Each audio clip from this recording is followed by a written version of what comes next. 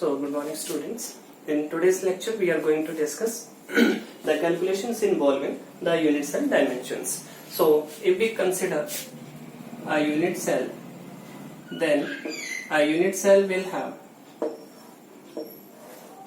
particular edge length,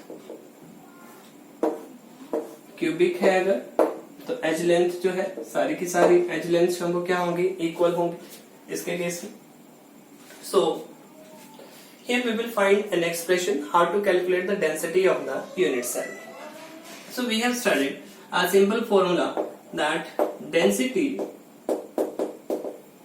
is equal to mass per unit volume. Density is equal to mass per unit volume. So one thing which is clear from here, that what would be the volume of the unit cell? Volume of the unit cell. Volume of the unit cell is equal to A cube. ठीक है, volume जो है unit cell का वो क्या आ जाएगा आपके पास, A cube आ जाएगा. क्यूब है आपके पास, क्यूब का वॉल्यूम फाइंड आउट करोगे तो क्या होगा, ए क्यूब जो है वो आपके पास क्या आ जाएगा, वॉल्यूम आ जाएगा. Okay, now then what will be the mass of unit cell?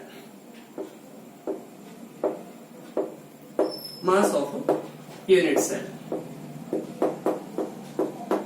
Mass of unit cell is equal to, अब कितने एटम्स उसमें प्रेजेंट है. So here Z is representing number of atoms present per unit cell, and here m upon Na. See, 1 मोल का मास होता है molecular मास के equal या फिर एटॉमिक मास के इक्वल, और 1 मोल में कितने एटम्स प्रेजेंट होंगे, एवोगैड्रो नंबर के इक्वल एटम्स प्रेजेंट होते हैं, या एवोगैड्रो नंबर के इक्वल क्या प्रेजेंट होते हैं, मॉलिक्यूल्स प्रेजेंट होते हैं. तो अगर एक मॉलिक्यूल का या एक एटम का निकालना हो तो हम कैसे फाइंड आउट करेंगे, जो भी आपके पास मॉलिक्यूलर मास है या फिर एटॉमिक मास है उसको डिवाइड कर देंगे किससे, एवोगैड्रो नंबर से. ठीक, so what about this, this will be the mass of a unit cell. Now we have written the formula that density is equal to mass per unit volume. So here density is equal to Z into M, Na, ये तो आ गया mass, divided by volume that is equal to but A cube. और इसी को अगर हम rearrange करके लिखें तो डेंसिटी के लिए क्या फॉर्मूला बन जाएगा, density is equal to Z into M upon A cube into Na. ठीक है, तो यहाँ पे सिंबल्स का जो यूजुअल मीनिंग है, Z is representing what, number of atoms present per unit cell, number of atoms present per unit cell, number of atoms present per unit cell.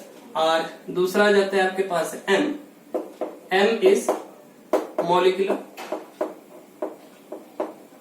और atomic mass whichever is applicable. And what about A cube? A cube is volume of unit cell,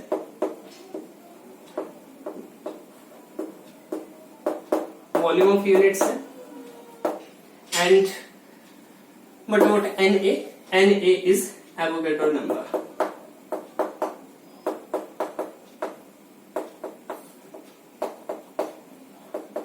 Avogadro's number. ठीक है, तो अब बात आती है Z की. तो जो Z है वो डिफरेंट वे से जो वो डिफरेंट हो सकता है. जैसे Z की अगर मैं बात करूं तो Z जो है आपके पास क्या आ जाएगा, जैसे सिंपल क्यूबिक यूनिट सेल है, कल भी ये बताया था. If we have simple cubic unit cell, simple cubic unit cell, तो Z की वैल्यू क्या हो जाएगी इसके केस में, 1 हो जाएगी. देन अगर आपके पास BCC है, body centred cubic unit cell है, तो Z की वैल्यू जो है that will be equal to 2. Z की वैल्यू क्या हो जाएगी, 2 हो जाएगी. और अगर आपके पास FCC है, face centred cubic unit cell है, तो इसके केस में Z की वैल्यू क्या हो जाएगी, 4 आ जाएगी. ठीक है, so Z is equal to what, number of atoms present per unit cell. अगर m की मैं बात करूं, m क्या रिप्रेजेंट कर रहा है, मॉलिक्यूलर मास और atomic mass, whichever is applicable. a क्या रिप्रेजेंट कर रहा है, यहाँ पे a है आपके पास एच लेंथ, और a क्यूब क्या रिप्रेजेंट कर रहा है, volume of unit cell. n a किसको रिप्रेजेंट कर रहा है, number of atoms present per unit cell. Number of atoms present per unit cell को रिप्रेजेंट कर रहा है Na। ठीक है, नाउ सी, अब ये जो हमने फॉर्मूला स्टडी किया, इस पर बेस्ड न्यूमेरिकल जो किस फॉर्म में बन सकते हैं। So here is the question, an element has BCC structure with atomic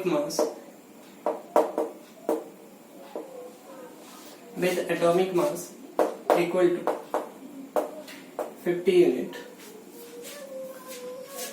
if the edge length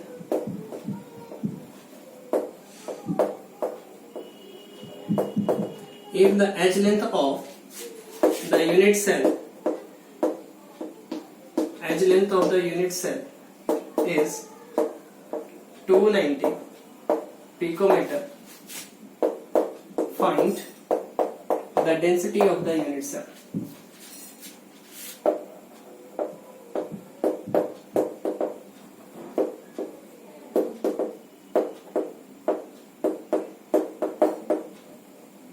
Find the density of the unit cell. Okay. First of all, again you will read the question, and here you can see atomic mass आपके पास given है, mass जो वो given है, edge length आपके पास given है, and what you have to find out? You have to find out the density. Density को आप D से भी denote कर सकते हो, और ρ symbol जो वो use किया जा सकता है. Okay. I am writing density of the unit cell is equal to Z into M upon A cube into Na. Okay. Now see, BCC structure है. Then what would be the value of Z? For BCC, Z is equal to what? 2. Number of atoms present per unit cell. BCC के case में क्या होंगे? 2 होंगे. But what M? Mass जो है वो इसके केस में क्या आ जाएगा? 50 units आ जाएगा. And but about A cube is equal to 290. अब ये क्या है? पिकोमीटर है, इसको लिखा जा सकता है 10⁻⁻12 मीटर, और मैंने इसको सेंटीमीटर में कन्वर्ट कर दिया, तो ये बन जाएगा मेरे पास 2.90 इंटू 10⁻⁸ सेंटीमीटर। देखो, मीटर को सेंटीमीटर में कन्वर्ट करना है, 100 से क्या कर दोगे? मल्टीप्लाई कर दोगे, मीन्स 10⁻² से मल्टीप्लाई किया, 10⁻² से मल्टीप्लाई किया, माइनस का 12 प्लस का 2, कितना आ जाएगा? -10, और यहाँ पे मैंने डेसिमल शिफ्ट कर दिया है ये। ठीक है, तो 290 को लिखा जा सकता है 2.90 इंटू 10⁻² इंटू 10⁻−10, वो था ही। ठीक है, तो माइनस का 10 प्लस का 2 माइनस का 8 आ जाएगा। ठीक है, तो A क्यूब जो है ऐसे रिप्रेजेंट कर लोगे। एंड व्हाट अबाउट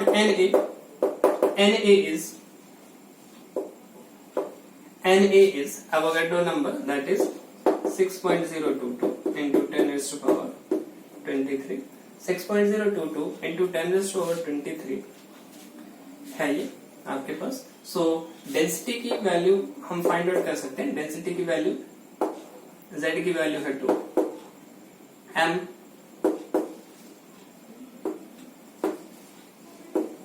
50 है, divided by A cube 2.90 into 10⁻⁻8 का cube into Na 6.022 into 10⁻23।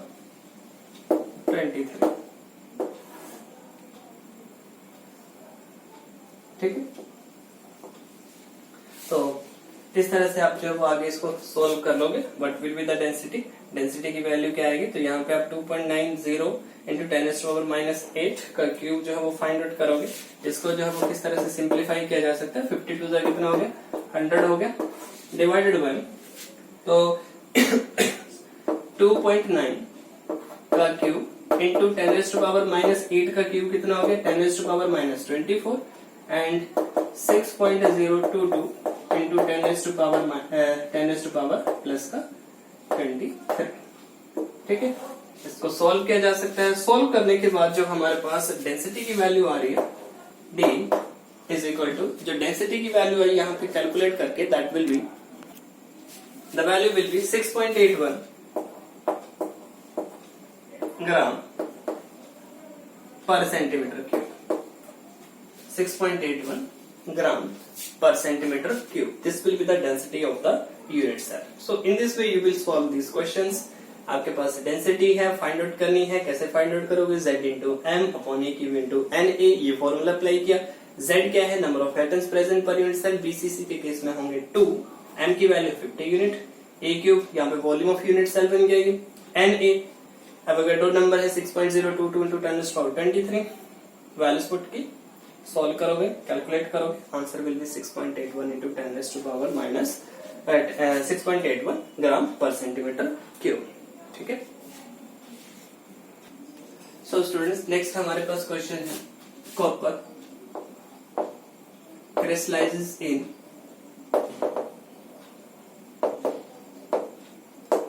FCC. Copper crystallizes in FCC with edge length FCC, face centered cubic unit cell with edge length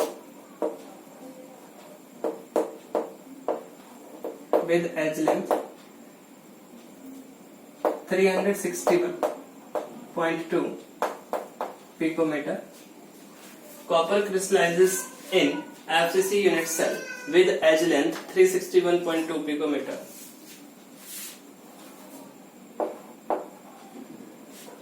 If the atomic mass of copper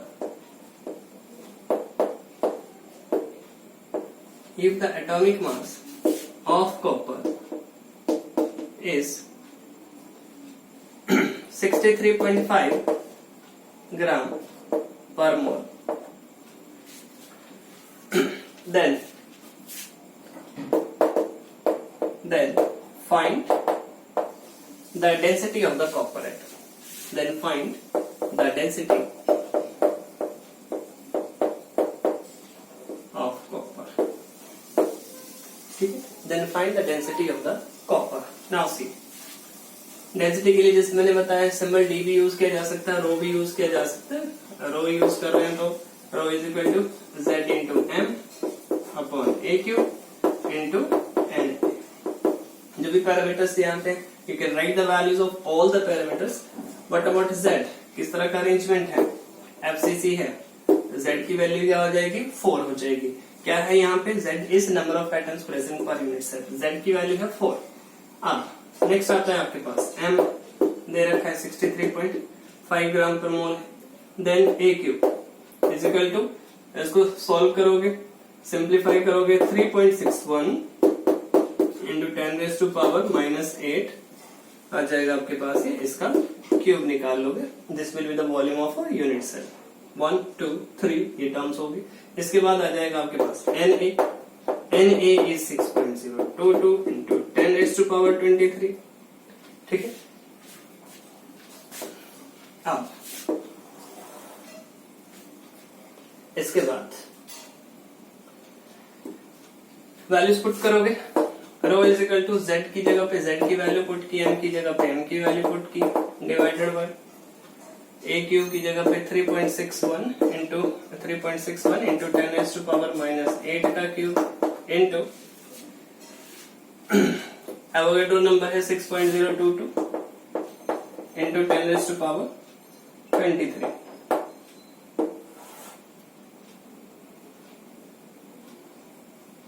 ठीक है, ये आ जाएगा। सो इसके बाद आप जो है सॉल्व करोगे इसके केस में। तो जैसे ही इसका क्यूब फाइंड आउट करो, 4 से मल्टीप्लाई करो, 63.5 मल्टीप्लाइड बाय 4, और यहाँ पे देखो 10⁻⁻8 का क्यूब कितना हो जाएगा? 10⁻⁻24। और यहाँ पे क्या है आपके पास? प्लस का 23, तो एक माइनस का 10 बचेगा, वो ऊपर जाके 10⁻क्या हो जाएगा? जैसे 10 यहाँ पे बच रहा है आपके पास 10 बच रहा है और 10⁻⁻1 बच रहा है, ऊपर जाके क्या हो जाएगा? 10⁻+1 ठीक है। 3.61 का क्यूब फाइंड आउट करो, 6.022 से मल्टीप्लाई करो, और यहाँ पे आपके पास जो डेंसिटी की वैल्यू आ रही है इसके केस में, that is the value will be 8.9 gram per centimetre cube.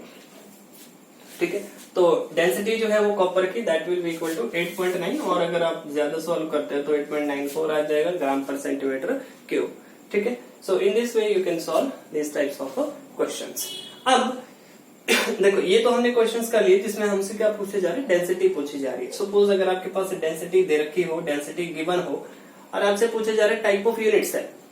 ठीक है, सो वो भी आप जो सोल्व कर सकते हो। कैसे सोल्व करोगे, वहां पे आपको किसकी वैल्यू फाइंड आउट करनी है, जेड की वैल्यू फाइंड आउट करनी है। ठीक है, अब अगर आपके पास जेड की वैल्यू आ जाती है, सपोज जेड की वैल्यू आ रही है 1, जेड की वैल्यू आ रही है 2, या फिर जेड की वैल्यू आ रही है 4, जेड की वैल्यू 1 है, it means it will be what, simple cubic unit cell. अगर जेड की वैल्यू आ रही है 2, then it means it will be what, it will be BCC structure.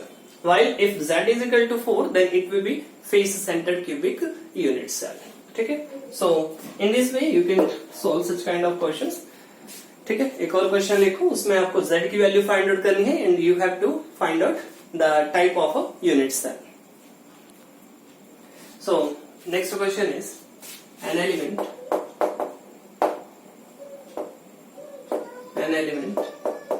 with edge length 4 into 10 raised to power 4 into 10 raised to power minus 8 centimeter and having atomic mass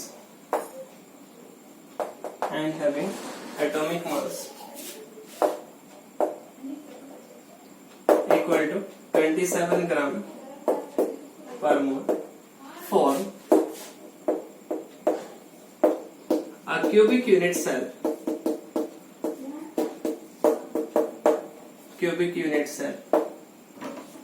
if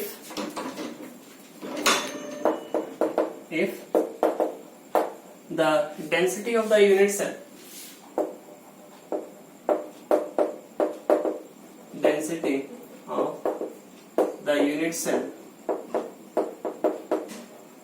is 2.7 gram per centimeter cube, then find the type of unit cell. Find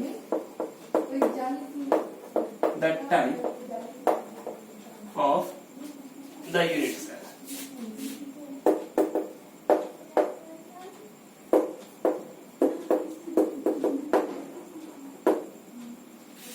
ठीक है, again you can read the question. Edge length दे रखी है आपके पास, right, edge length की value कितनी है, 4 into 10 raised to power minus 8 centimetre, a हो गया आपके पास, और मास एम कितना दे रखा, 27 ग्राम पर मोल दे रखा है।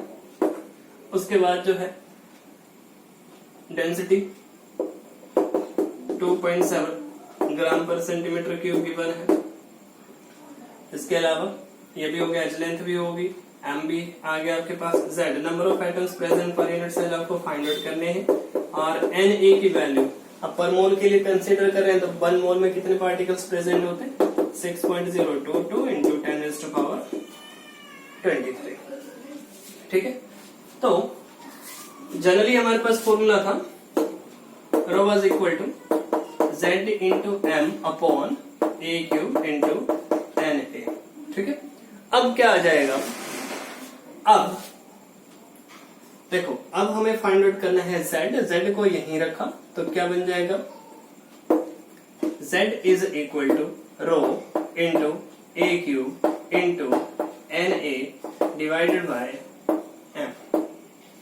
ठीक है, तो यहां पे आ जाएगा आपके पास z is equal to rho 2.7 gram per centimetre cube है इंटू ए क्यूब, ए की value 4 into 10 raised to power minus 8 का क्यूब हो जाएगा, इंटू नेक्स्ट जो टर्म है that is what, N A that that is 6.022 into 10 raised to power 23 divided by m।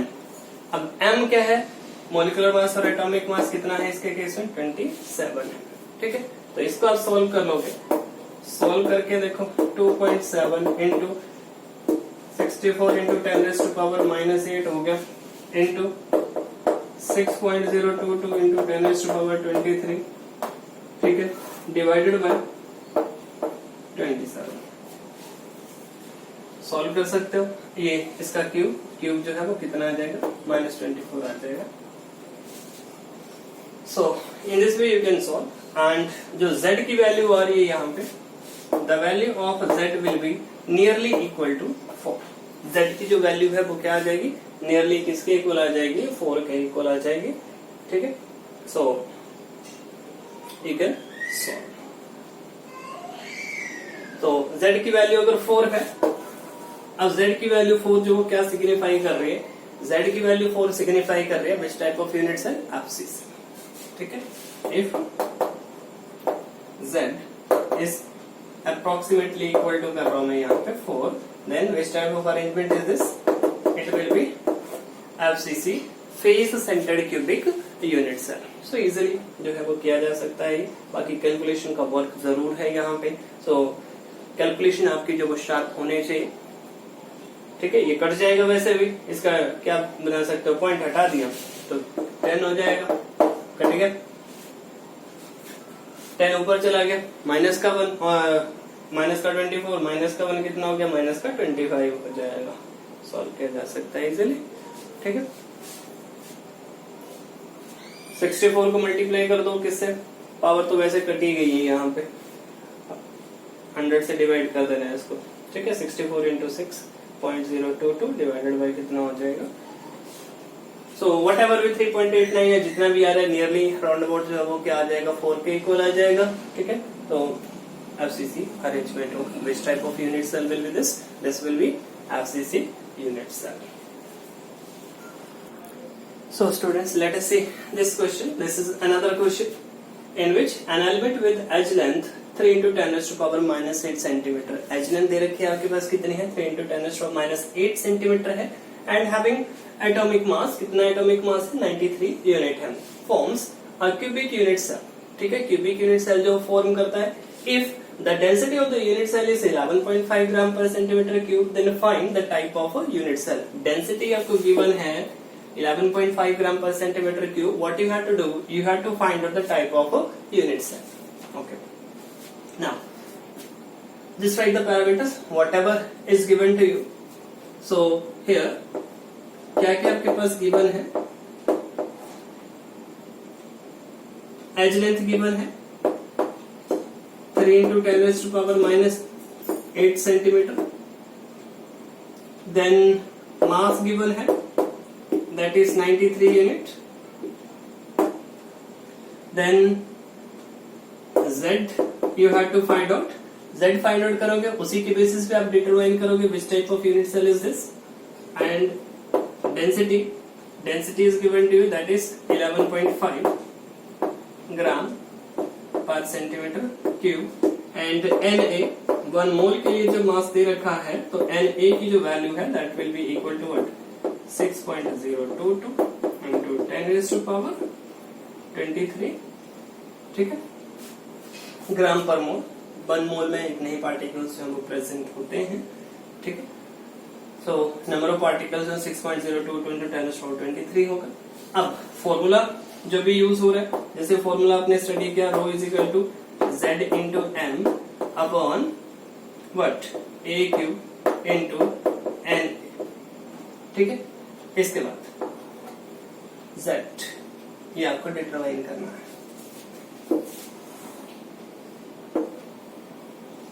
z is equal to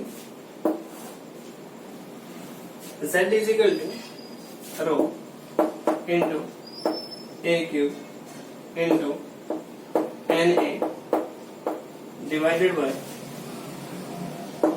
m। ठीक है, ये formula बन जाएगा for the calculation of what, number of atoms present per unit cell. ठीक है, number of atoms present per unit cell आपको calculate करने हैं। Z की वैल्यू जो है वो आप इस तरीके से कैलकुलेट करोगे। Z is equal to density बोलो कितनी दे रखी है आपके पास, यहाँ पे लिख रखी है आपने 11.5 इंटू ए क्यूब 3 इंटू 10⁻⁻8 का क्या हो जाएगा, क्यूब हो जाएगा। And what about Na, that is equal to 6.022 into 10⁻23 divided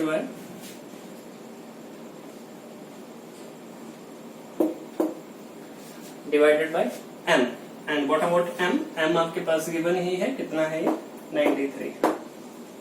ठीक है, तो ये आपको सॉल्व करना है। सॉल्व अगर इसको करें तो 11.5 इंटू 3 का क्यूब निकालो, 3 3 9 3 कितना हो गया 27 हो गया, इंटू -8 का 10⁻⁻8 का क्यूब कितना हो जाएगा 10⁻⁻24 इंटू 6.022 इंटू 10⁻23 डिवाइडेड बाय 93।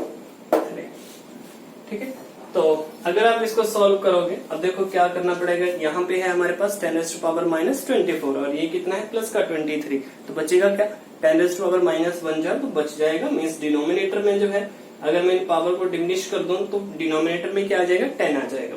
फिर 11.5 को मल्टीप्लाई करो किसे 27 से, मल्टीप्लाई करो 6.022 से, डिवाइड करना है किसे 93 से। ठीक है, 93 इंटू 10 भी है, वो 10 से हमने डिवाइड करना है क्योंकि वो 10⁻⁻1 डिनोमिनेटर में आके जो प्लस का 1 है। ठीक है, सो यहाँ पे जो कैलकुलेट करके जो वैल्यू आ रही है that is nearly coming out to be 2। कितनी वैल्यू आ रही है 2 वैल्यू आ रही है। Z की वैल्यू क्या है 2 है। अब अगर Z की वैल्यू 2 है then which type of unit cell will be this, क्योंकि यहाँ तक आपके पास आंसर कंप्लीट नहीं हुआ, आपने Z की वैल्यू तो डिटरमाइन कर ली, बट आपसे क्वेश्चन में क्या पूछ रखा है find the type of unit cell. Type of unit cell में से ही आपको बताना है whether it is BCC, whether it is FCC और whether it is what simple cubic. So यहाँ पे Z की वैल्यू आ रही है 2 और 2 किसके केस में होती है 2 is in case of BCC। ठीक है, सो ये क्वेश्चन जो है वो दो तरीके से आ सकता है। यहाँ पे पूछ रखा है then find the type of unit cell, या फिर डायरेक्टली यहां तक भी स्टॉप हो सकता है, just identify the number of atoms present per unit cell, determine the number of atoms present per unit cell, यहां तक भी ये क्वेश्चन रुक सकता है।